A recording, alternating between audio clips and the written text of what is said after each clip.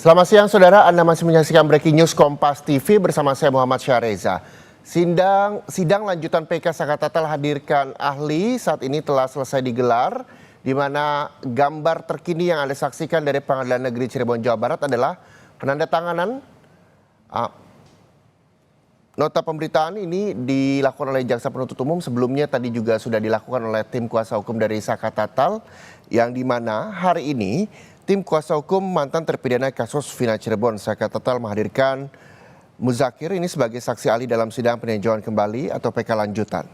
Sidang ini berlangsung di Pengadilan Negeri Cirebon, Jawa Barat, di mana satu di antara kuasa hukum Saka Tatal tadi Farhad Abbas sempat menyampaikan pada saat sebelum sidang digelar,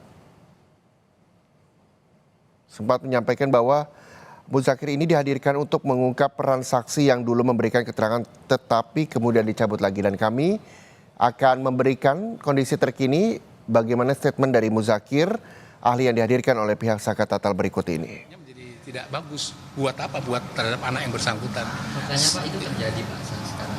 Nah itu terjadi sekarang ini, kenapa dia PK? Karena apa, pada saat itu diproses yang tidak adil. Gitu. Itu yang pembuktiannya sekarang itu muncul. Bahkan kami minta yang merasa tidak adil sebagai ngajuin PK. Karena PK yang dilakukan oleh Tatal ini nanti juga berefek kepada kalau misalnya terbukti pokoknya, misalnya itu tidak ada tindak pidana pembunuhan berencana, tapi ada karena kecelakaan lalu lintas tunggal, misalnya begitu ya. Berarti semuanya rontok semuanya. Kalau Tatal itu diterima, Tatalnya rontok, semua terdakwa juga rontok semuanya. Karena objek utamanya tidak ada gitu. Dan menurut Bapak ini seperti apa? Saya begitu melihatnya.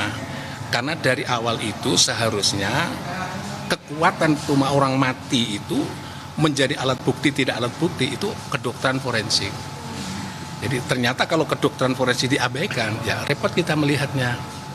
Kalau kedokteran forensik itulah yang menentukan, seperti tadi saya sebutkan kasus bahwa jenazah itu karena apa gitu. Itu ahlinya adalah kedokteran forensik. Menariknya adalah saksi. Bapak saksi bilang bahwa saksi utama itu wajib dihadirkan dalam persidangan. Sedangkan dalam faktanya kasus ini si saksi itu hanya dibacakan. Oh nggak bisa. Kenapa wajib hadir? Karena keterangan dialah yang menentukan. Kalau dia memberi keterangan di pengadilan, orang bisa bebas. Tapi kalau dia tidak memberi keterangan di pengadilan, orang bisa masuk. Maka saksi yang tipe seperti ini hakim wajib hadirkan, dan kalau dia membangkang hakim maka dia dihukum karena membangkang memberi keterangan saksi. Ada uji silang di situ, ada kalimat uji silang tadi. Oh enggak, kalau tidak dihadirkan nggak bisa diuji silang. Tapi prinsip dalam hukum acara itu adalah kalau dia membangkang bisa dipidana gitu. Karena apa? Demi menemukan kebenaran material dalam perkara ini. Kemarin kan berarti tidak hadir, berarti keputusannya sah nggak itu? Dan kalau tidak hadir berarti pembuktiannya cacat dong.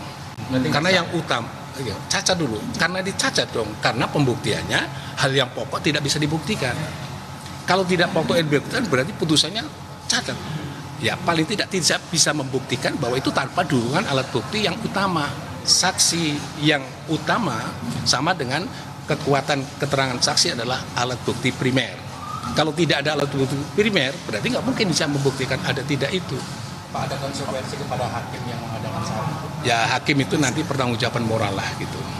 Karena hakim itu tidak bisa disalahkan karena menjalani kewenangannya yang ada. Tapi hakim mestinya taat pada azasnya pasal 24 tadi. Hakim itu merdeka dari kekuasaan manapun.